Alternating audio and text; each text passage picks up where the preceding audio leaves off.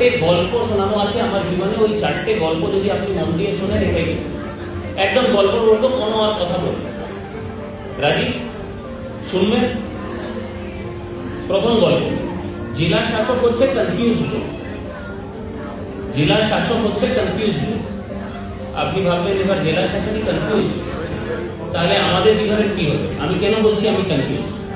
আগে সায়েন্স নিয়ে পড়াশোনা করলাম, তারপরে ইঞ্জিনিয়ারিং এর পরীক্ষা দিয়ে যাদবপুরে ঢুকে গেলাম, তারপরে ওখানে রিসার্চের পড়াশোনা করলাম, রিসার্চ না করে আবার এমবিএ পরীক্ষা দিয়ে ডেলয়েটে চাকরি হলো, চাকরিতে গেলাম না, আবার এমবিএ করতে চলে গেলাম, এমবিএ করে আবার একটা ব্যাংকে ভালো চাকরি হলো, হংকং চলে গেল, ওই চাকরি ছেড়ে মুম্বাই চলে গেল, মুম্বাই ছেড়ে আসার পর এখানে একটা কনসাল্টিং এর চাকরি হলো। বাবা বলতে থাকলো পরীক্ষা দাও, আইএস এ বসে যাও, কোনোদিন বসলাম।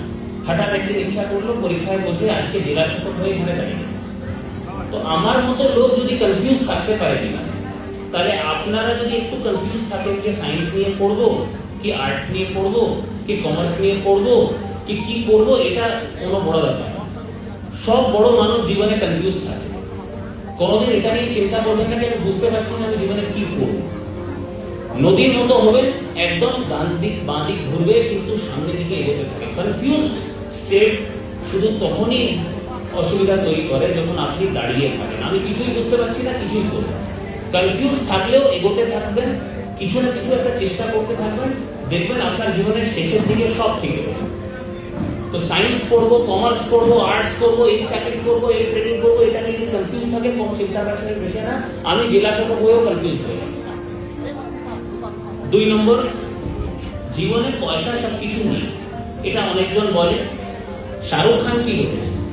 এবার শাহরুখ খানের নাম শুনেই কিন্তু আপনাদের আবার শান্তি হয়ে যায়। শাহরুখ খান কি বলেছে? শাহরুখ খান বলেছে যে কোনোদিন জীবনে এরকম লোক থেকে জ্ঞান নেবেন না পয়সার ব্যাপারে যার নিজের কাছে পয়সা নেই। বাবু, কোনো সাধু ব্যক্তি, কোনো সন্ত, কোনো গুরুজন আপনাকে বলছে পয়সা জীবনে দরকার।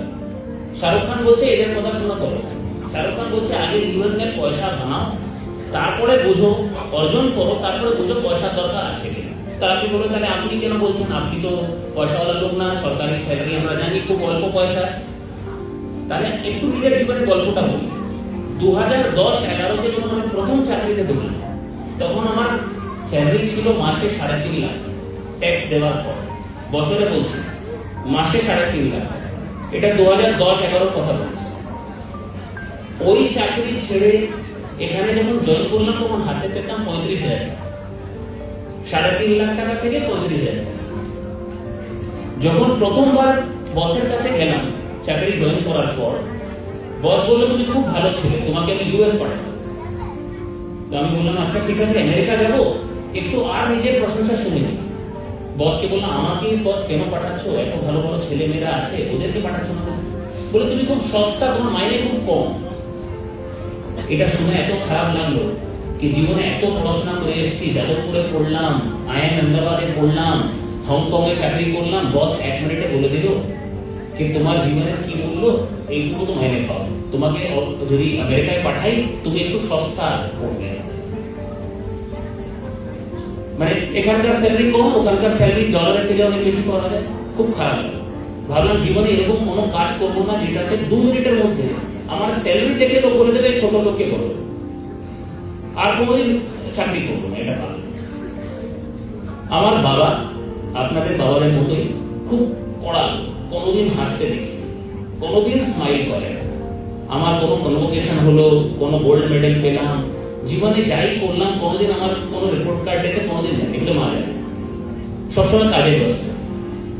যখন আইএএস এর এক্সামে প্রণব মুখার্জি তখন কিন্তু রাষ্ট্রপতি, আমি কিন্তু অফিসার হিসাবে প্রেসিডেন্ট গোল্ড মেডেল পাচ্ছি মাসুরি। দেখছি বাবা সব থেকে আগে টিকিট বুক করে নিয়েছে, না বলে চলে এসছে। যখন প্রণব মুখোপাধ্যায় এরকমই একটা স্টেজে দাঁড়িয়ে আমাকে গোল্ড মেডেল দিচ্ছে, আচ্ছা একটু শো অফ করছে, একটু কেক দেখাচ্ছে, চিফ গেস্ট কি করবে, একটু তো কেক দেখাবে না, একটু তো নিজের ব্যাপারে বড় কথা বলবে, তো কিছু করার নেই। তো আমি যখন গোল্ড মেডেল পাচ্ছি তখন প্রণব মুখোপাধ্যায়ের সামনে প্রথম রোতে বসে আছেন আমার বাবা, হু হু করে কাঁদছে। আমি ভাবলাম এরকম কড়া মানুষ জীবনে কোনোদিন মুখে হাসি ফুটে না, আজকে হু হু করে কাঁদছে। এটা এটা জীবনে ভাবলাম যে হ্যাঁ এই চাকরিটাই হচ্ছে যেটার থেকে বেশি আর মা বাবাকে গর্বিত করতে পারবে। সেই কারণে সবসময় পয়সার পিছনে যাওয়াটা খুব ভালো, কিন্তু জীবনে পয়সা সবকিছু নেই, এটা কিন্তু আজকে বুঝতে হবে। কিন্তু জীবনে যখন আপনারা একটা একদিন এরকমই সময় আপনাদের জীবনেও আসবে যখন আপনি মনে করবেন যে হ্যাঁ একজন জেলা শাসক ছিল যেটা আমাদেরকে এই কথা বলেছে। এটা একটু মনে রাখবেন, পয়সা জীবনে সবকিছু নেই, অনেক জিনিস আছে যেটা নিয়ে আপনাদেরকে কাজ করতে হবে। 3 নম্বর, ভ্যারাইটি, জীবনে বৈচিত্র্য। আপনি যখন খাওয়া দাওয়া করেন একটু মিষ্টি, একটু নুন, একটু জল, একটু সালাদ, সব রকম জিনিস মিশিয়ে খান।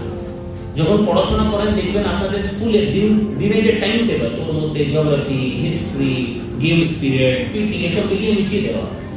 কিন্তু যখন পড়াশোনা করতে বসেন বা জীবনে কোনো কোর্সে যান বা কোনো চাকরি করেন তখন আপনারা ভাবেন না এই একটাই কাজ করুন। জীবনে বৈচিত্র্য বা ভ্যারাইটি কোনোদিন অফ করতে করবেন। আমার জীবনটা দেখুন, আমি কেন আপনার মধ্যে দাঁড়িয়ে এই গল্পগুলো বলতে পারছি। যখন চাকরি জয়েন করলাম এলওসি তে গান নিয়ে একটা 10 দিন ডিউটি করেছি, এই আইএস এর চাকরি। সাবমেরিনের ভিতরে ঢুকে একটা মিটিং করেছি, একটা জেটে উঠেছি, কোভিড এর সময় হসপিটালে ডিউটি করেছি, গ্রামগঞ্জে গিয়ে শিশুদের সঙ্গে বসেছি, একটা তারামণ্ডলও বানিয়েছি, একটা বাচ্চাদের স্কুলও বানিয়েছি। এই যে বৈচিত্র্য, কোনোদিন মনে হয় না আমার কি সকালে অফিস যাওয়ার মানে আর যে সোমবার আজকে অফিস যেতে হবে, আজকে আবার স্কুল যেতে হবে, কেন রোজ নতুন একটা জীবনে করার মতো কিছু আছে। সেই কারণে আমার প্রাইভেট সেক্টর বা যারা প্রাইভেট চাকরি করে তারা সবসময় এটাই ভাবে সোমবার গিয়ে আবার বসে গাল যেতে হবে, আবার অফিস যেতে হবে। আপনারা জীবনে পড়াশোনা করুন বা যেই ক্যারিয়ারটাই করুন, জীবনে এই বৈচিত্র্যটা, খেলাধুলা, একটু নতুন কিছু করা, জীবনে এই ভ্যারাইটিটা কিন্তু রাখবে, না হলে জীবনটা বোরিং হয়ে যাবে। আর আপনার মনে হবে এই চাকরি করার জন্য করছি, পড়া করার জন্য করছি। একটু এই জিনিসটা মাথায় রাখবেন। 4 নম্বর লাস্ট গল্প, আর বড় করবো না। বাংলার জন্য কাজ করো। বাংলার জন্য কাজ করা মানে এই যে আমার মতো আইএস অফিসার বা সভাপতি সাহেবের মতো নেতা হতে হয়ে যেতে হবে এইটা। আমি কোন বাংলার কথা বলছি, একটা গল্প আপনাকে বলি। আমি একদম এমনি জেলায় বেরোলাম টয়লেট গুলো ঘুরতে, কি সবাই টয়লেট ব্যবহার করছেই করছে। একটা বাড়িতে ঢুকলাম, দেখলাম টয়লেট যেটা তার মধ্যে তোষর, বালিশ, চাদর এই জিনিসগুলো ভর্তি করে রেখে দিয়েছে। আমি দাদাকে জিজ্ঞেস করলাম, দাদা আপনি এটাকে স্টোর হিসাবে ইউজ করছেন কেন? কিন্তু আপনার টয়লেট তো। বলে আমার টয়লেট কাজ করে। আমি বুঝতে পারলাম না টয়লেটে কাজ করার মতো কি আছে। বলে আমার টয়লেট কাজ করে না, সবসময় তার টয়লেটের মধ্যে জল থেকে যায়। এবার আপনি ভাবছেন লাঞ্চের আগে এই লোকটা টয়লেটের কথাগুলো কেন বলছে, বিরক্ত করে দিচ্ছে। কিন্তু আপনি ভাবুন, ওই লোকটা ভাবছে ওই যে জলটা আমাদের কমোডের মধ্যে থাকে, ওই লোকটা ভাবছে টয়লেট খারাপ হয়ে গেছে। মানে জীবনে সেই লোকটা কিন্তু টয়লেট দেখেনি। এরকম মানুষও কিন্তু পশ্চিমবঙ্গতে আছে, দেশে আছে। আমি এটা বলছি না যে আপনি সিভিল সার্ভিস জয়েন করুন বা সমাজ সেবায় ঢুকে যান, কিন্তু কোনোদিন এটা ভাববেন না কি আমি তো খুব পড়াশোনা করে এখানে দাঁড়িয়ে আছি। আমি কোনোদিন ভাবিনি কি আমি খুব বুদ্ধিমান লোক বলে আমি আইএস হয়েছি। আমাকে সুযোগ করে দেওয়া হয়েছে। আমি একটা ভালো পরিবারে জন্ম নিয়েছি যেখানে আমার বাবা আমাকে সবসময় পড়াশোনার জন্য বলতো, বই কেনার মতো ওনার কাছে পয়সা ছিল। এরকম শিক্ষক শিক্ষিকা ছিল যে আমাকে পড়িয়ে দিত। এরকম না কি আমি একমাত্র বুদ্ধিমান লোক যে এই জায়গায় আসতে পারতাম। কোনোদিন ভাববেন না কি আপনারা খুব বুদ্ধিমান বলে ওখানে বসে আছেন। আপনি আমি এখানে বসে আছি সুযোগের জন্য। জীবনে আমরা সুযোগ পেয়েছি, এরকম পরিবারে জন্ম হয়েছে, এরকম সমাজে বড় হয়েছে। অনেকজন কিন্তু পশ্চিমবঙ্গে এই সুযোগটা পায়নি। এই বাংলার জন্য কিন্তু আমাদেরকে জীবনে কাজ করতে হবে। আপনাকে পয়সা দিতে বলছি, কিন্তু মনে রাখবেন যখনই সময় পাবেন কিছু ভলেন্টিয়ার করবেন, কিছু সমাজ সেবায় কাজের মধ্যে থাকবেন।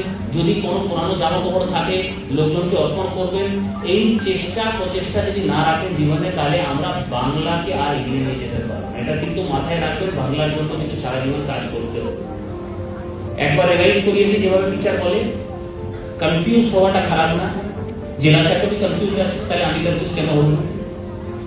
2 নম্বর, পয়সা জীবনে সবকিছু নেই, এটা কিন্তু মনে রাখবেন। আজকে হয়তো বুঝতে পারছেন না, আমি বলছি না, শাহরুখ খান বলেছে।